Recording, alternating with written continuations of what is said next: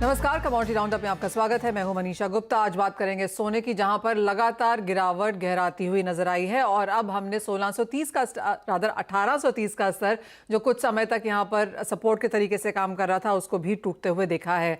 साथ ही बात करेंगे कच्चे तेल की। यहाँ पर सारा जो डेटा आया है यूएस की तरफ से, वो ऑन द पॉजिटिव साइड आया है। डॉलर इंडेक्स यहाँ पर 7 हफ्ते के हाइज पर कारोबार कर रहा है और बाजार को लगता है कि एक और स्ट्रॉन्ग रेट हाइक यहाँ पर देखने को मिल सकती है। उसका असर हमने यहाँ पर क्रूड में देखा है, जहाँ पर लोअर लोज बनते हुए नजर आए हैं। साथ ही बात करेंगे यहाँ पर कैस्टर की, जहाँ पर माना जा रहा है कि उस बार उत्पादन ज्यादा होगा, लेकिन उसके सामने मांग और प्राइसेस कैसे रह सकते हैं, उस पर भी करेंगे चर्चा। हमारे साथ जुड़ रहे हैं निर्मल बैंक कमोडिटीज के कुणाल शाह, एलकेपी सिक्योरिटीज के जतिन त्रिवेदी, साथ ही इब्जा के डायरेक्टर सुरेंद्र मेहता भी हमारे साथ हैं। आप सभी का कार्यक्रम में स्वागत है और शुरुआत यहाँ पर सोने के साथ ही कर लेते हैं, जहाँ पर लोअर लोज हैं और भी मुनाफा वसूली ओवर द वीक हमने यहाँ पर बनते हुए देखी है। कुणाल, कैसे देखते हैं करंट लेवल्स को? 1808, अब $8 दूर हैं हम 1800 के साइकोलॉजिकल सपोर्ट लेवल से। क्या उम्मीद है? जी हाँ मनीषा जी, अभी फिलहाल अगर आप देखेंगे जो पिछले हफ्ते या लास्ट 15-20 दिन में जितने भी यूएस से डेटा आए हैं, वो इंडिकेट कर रहे हैं कि यूएस में कोई स्लो डाउन या कोई भी मॉडरेशन इन लेबर मार्केट या कोई major correction in housing market, ना रिटेल से कोई भी डेटा ऐसा इंडिकेट नहीं कर रहा है कि यूएस में मंदी स्टार्ट हो गई है। In fact all the data are indicating the economy is gaining strength, is gaining more momentum. So ये इंडिकेट करता है कि फेडरल रिजर्व का जो रवैया है वो कंटिन्यूअसली एग्रेसिव रहेगा आने वाले कपल ऑफ मंथ्स तक, और that is not a good news for gold bulls for the short term. No matter what is going to happen in long term, but ये शॉर्ट टर्म में ये जो मंदी का जो ट्रेंड है वो कंटिन्यू रहने वाला है। It's a sell on rise in short term. Maybe $1800 भी ब्रेक करके it is going to head toward $1780। और अभी फिलहाल there are no immediate trigger for gold to go up. So ये अभी सेल ऑन राइज मार्केट है 55,400 के आसपास। आप सेलिंग कर सकते हैं 55,000 के वीकली टारगेट्स के लिए, और अभी भी जो ट्रेंड है वो मंदी का ही बरकरार रहेगा, ऐसा ध्यान है। जतिन, आपको भी लगता है 55,000 बहुत जल्द यहाँ पर सोने में देखने को मिलेगा? Good morning Manisha. 55,000 is relatively just a psychological number. ये इमीडिएटली 1-2 दिन के अंदर ही आ जाना चाहिए मेरे हिसाब से, तो क्योंकि जो वीकनेस है वो कंटिन्यूटी रहनी चाहिए। यस, डेफिनेटली फंडामेंटली जो नंबर्स हैं जो गोल्ड सिल्वर के फेवर में चाहिए थे वो नहीं है। इनफैक्ट इकोनॉमिकली जो उनके नंबर्स आने चाहिए थे on the weaker side, which is not being still induced. So बहुत ज्यादा रूम है उनके पास इंटरेस्ट रेट हाइक को और बढ़ाने के लिए। और सबसे बड़ी जो अभी एक डर जो बैठा है वो है 5% के ऊपर से फिर से इंटरेस्ट रेट हाइक आना, जो मोर देन 13-14 ईयर्स के बाद होगा फिर से।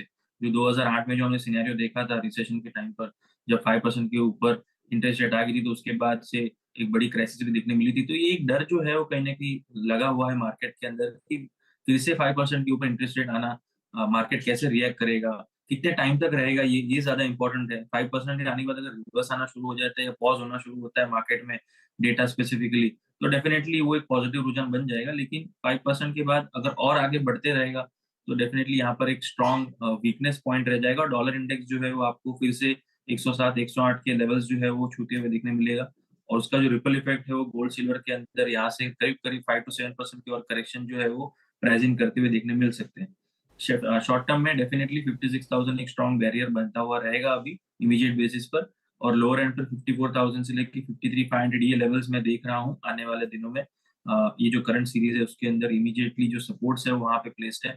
तो उसके पहले तो कहीं पे भी कोई स्ट्रॉन्ग सपोर्ट्स है नहीं। 55,000 is just number which is we think it as a comfortable number, but I think 53,500 के आसपास के लेवल्स आते हैं तब मैं रिव्यू करूंगा कि वहां से अगर ये बाउंस बैक करेगा या नहीं। तो मेरे लिए अभी भी ये सेल ऑन राइज कंटिन्यूड है। कमोडिटी स्पेस जो पूरी की पूरी है वो मुझे लग रहा है वीकनेस का दौर जो है और थोड़ा कंटिन्यू रहना चाहिए। जी मनीषा। एब्सोल्युटली।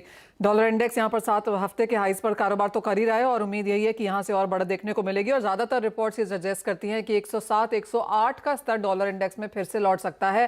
क्लियरली उसका एक इम्पैक्ट हम यहाँ सोने चांदी दोनों पे आता हुआ देख रहे हैं। सुरेंद्र जी, आप कैसे देखते हैं करंट गोल्ड प्राइसेस को और उसका इम्पैक्ट यहाँ पर मांग को, जो अब अब तक कुछ ठहरी हुई थी, कि अब वो वापस बाजार में लौटती हुई आई है? देखिए मनीषा जी, जहां तक गोल्ड प्राइसेस का सवाल है, मैं इसे ऐसे देखता हूं कि इंटरेस्ट रेट जब फेड ने बढ़ाना शुरू किया और 4.75% तक जो इंटरेस्ट रेट उन्होंने बढ़ाया, तो ओवरऑल गोल्ड में $450 के आसपास की गिरावट आई। अब इस डर से सिर्फ गिरावट जारी है कि अगला जो इंटरेस्ट रेट हाइक है वो 0.25% होगा या 0.5% होगा। और उस पैनिक को लेकर लगभग $125 से $130 हमने गोल्ड को नीचे आते हुए देखा है। मुझे लगता है मार्केट पूरा मंदड़ियों के हाथ में है और मुझे जो फर्स्ट पॉइंट लगता है $1787 का एक स्ट्रॉन्ग सपोर्ट रहेगा and I think it is going to be a very good buying opportunity. मुझे लगता है यहाँ पे बाइंग की एक बहुत बड़ी अपॉर्चुनिटी बनेगी। यदि भारतीय बाजारों में कहूँ तो लगभग 54,700 के आसपास मुझे बाइंग अपॉर्चुनिटी लगती है और इससे नीचे फिलहाल मुझे जाता हुआ नजर नहीं आ रहा है। और जहां तक यहाँ पर मांग की सवाल है तो मांग लगातार बढ़ती जा रही है। जैसे ही गोल्ड प्राइसेस इन भारतीय बाजारों में करेक्ट होते हैं तो एक ग्राहकी जो होती है वो निकलती है और आगे मई और जून के महीने में जिस प्रकार की मैरिज सीजन है उसके देखते हुए हमें चौतरफा रिटेल ग्राहकी भी बहुत अच्छी और इन्वेस्टमेंट डिमांड भी अच्छी दिख रही। सुरेंद्र जी, चांदी के बारे में क्या ख्याल है? क्योंकि सोना तो आपने हमें लास्ट टाइम बताया भी था कि यहाँ पर जो प्रीमियम राधा जो डिस्काउंट है वो क्लियर होता हुआ नजर आया है। चांदी में डिस्काउंट बहुत लंबे समय से है। चांदी के भाव में जो जोरदार गिरावट देखने को मिली है, क्या यहाँ पर भी बाइंग इंटरेस्ट है? क्या वो डिस्काउंट हटता हुआ देखा है हमने? बिल्कुल, चांदी में भी धीरे धीरे हम देख रहे हैं कि डिस्काउंट लगभग अभी नेग्लिजिबल हो गया है। चांदी में जो स्ट्रॉन्ग सपोर्ट है वो पहला सपोर्ट $20.6 के आसपास का था स्पॉट मार्केट में, जो मुझे लगता है कि 20.20 लेवल से नीचे जाना बहुत ही मुश्किल है। मार्केट वहां से बहुत बड़े तरीके से रिवर्स करेगा और ट्रिगर करेगा। आज हमने सुबह सुबह चांदी में एक अच्छा मूवमेंट भी आते हुए देखा है। मुझे लगता है कि गोल्ड में $1787 नीचे का सपोर्ट है और चांदी में $20.20 एक नीचे का सपोर्ट है and we will head against towards एक बहुत भारी तेजी की तरफ हम जाएंगे। 20.2 तक यहाँ पर भाव गिरते हुए नजर आ सकते हैं। कुणाल, इंडियन मार्केट्स में वो कैसा दिखेगा calculation?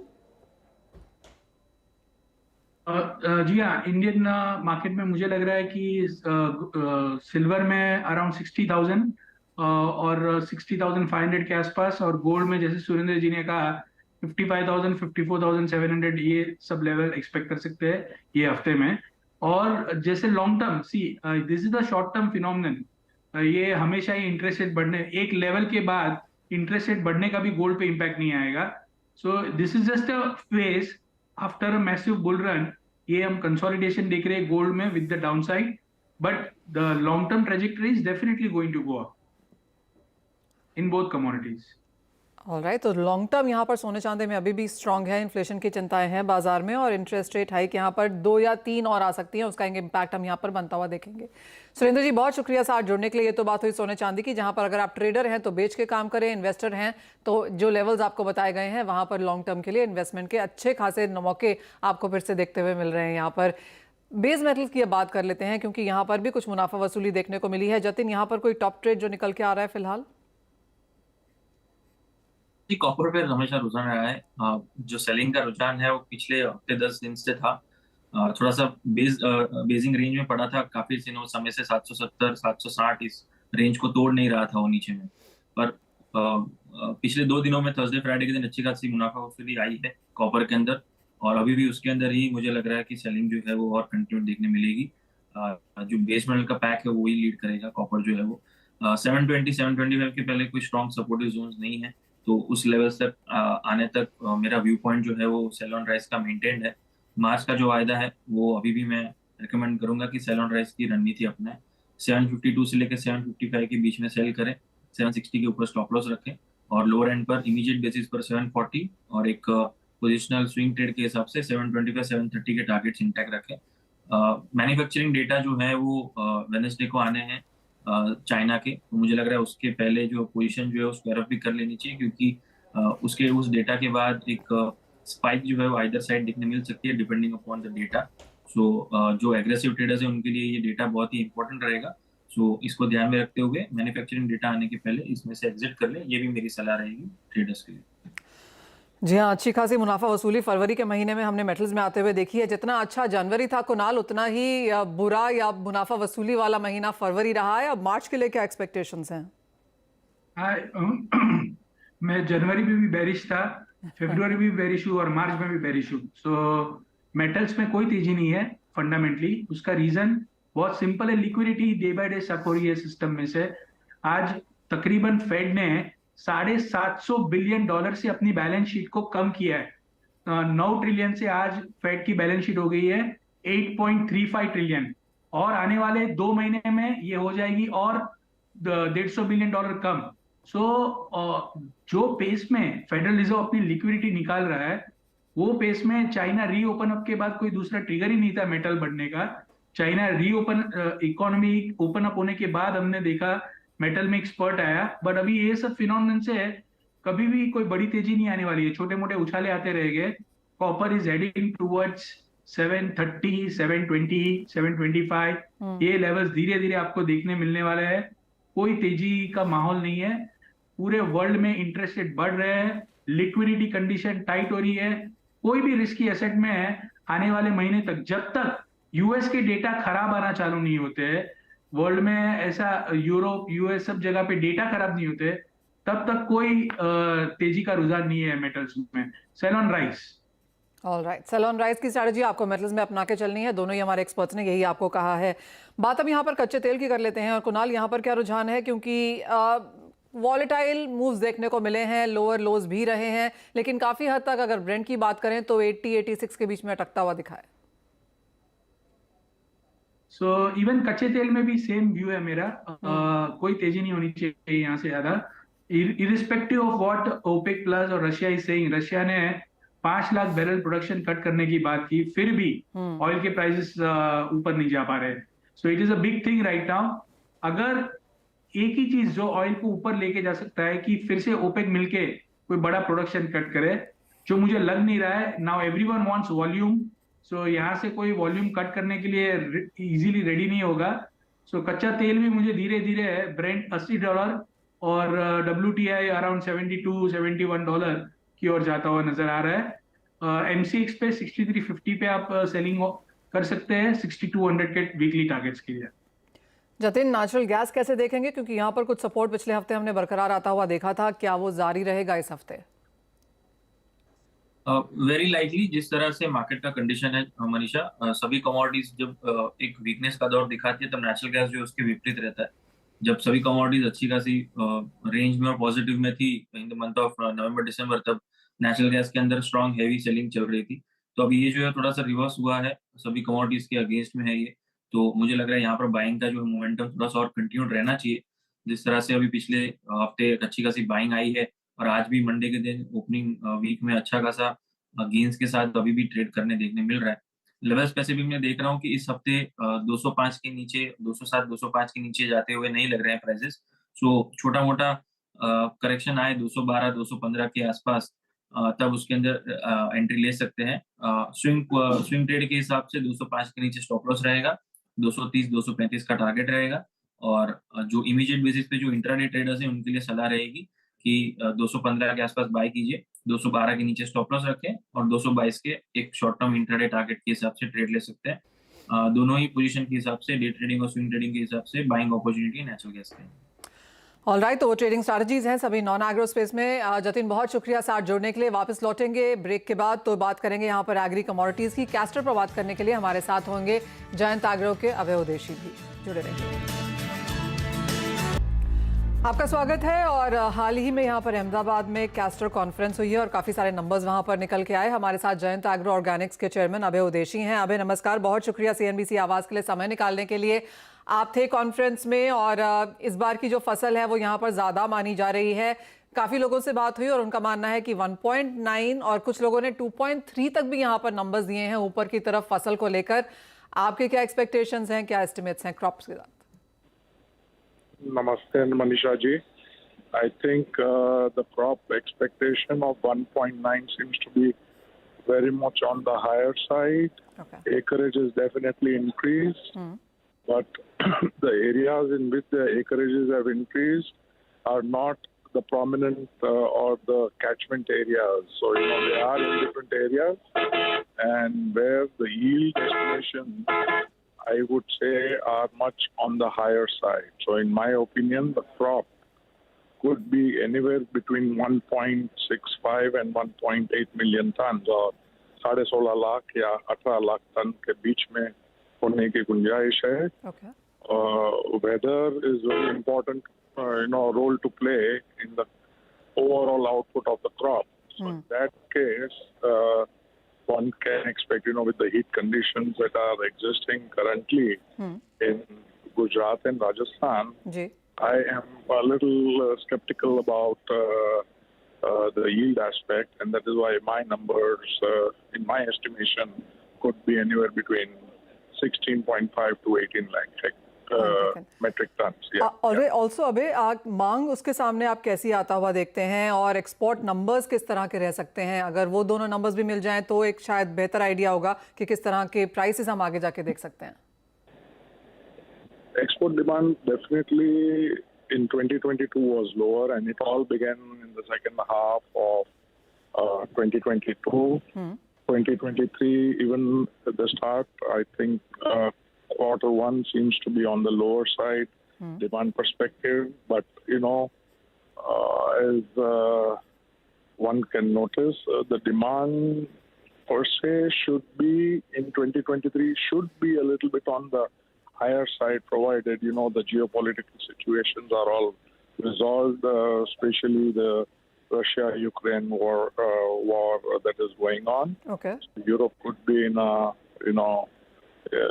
is still very uncertain. But in my opinion, the demands could be flat or maybe a 5% increase from the year 2022. ठीक है. तो अबे फिर प्राइसेस कैसे रह सकते हैं उस लिहाज से, क्योंकि अगर आपको लगता है फसल कम है और एक्सपोर्ट नंबर्स हम सेकंड हाफ में ही सही बेहतर होता हुआ देखेंगे, तो अगर फर्स्ट हाफ और सेकंड हाफ की बात की जाए तो प्राइसेस की क्या रेंज रह सकती है? I think prices should range between, I will talk in dollar terms because it's an export oriented. So $1,500 से लेके you can expect somewhere about $1,750 for the first half, second half, both the ranges. Of course, very important point that one must keep in mind is the El Nino factor, which is now emerging. So how that comes as an effect into the Indian monsoon conditions, in Indian monsoon that is from June to September. So that will have a very important role on the monsoon program. I'm sorry. Yes. All right. And also, situations like what is the price prevalent at that point of time is important. Point taken. अबे thank you so much for joining us. तो clearly वो यहाँ पर numbers निकल के आ रहे हैं, जैसे अबे कह रहे हैं कि कैस्टर की फसल इस बार 1.65 टू 1.9 मिलियन टन जैसी रह सकती है, लेकिन एक्सपोर्ट के नंबर्स बेहतरीन होंगे और वो प्राइस रेंज उन्होंने दी है $1,500 से $1,700 के बीच में इस साल के लिए रह सकती है. इसी के साथ शो समेटने का भी समय है, मुझे भी दीजिए इजाजत. एक ब्रेक के लिए रुकेंगे, लौटेंगे तो पूरा फोकस यहाँ पर डालेंगे इक्विटी मार्केट्स की तरफ.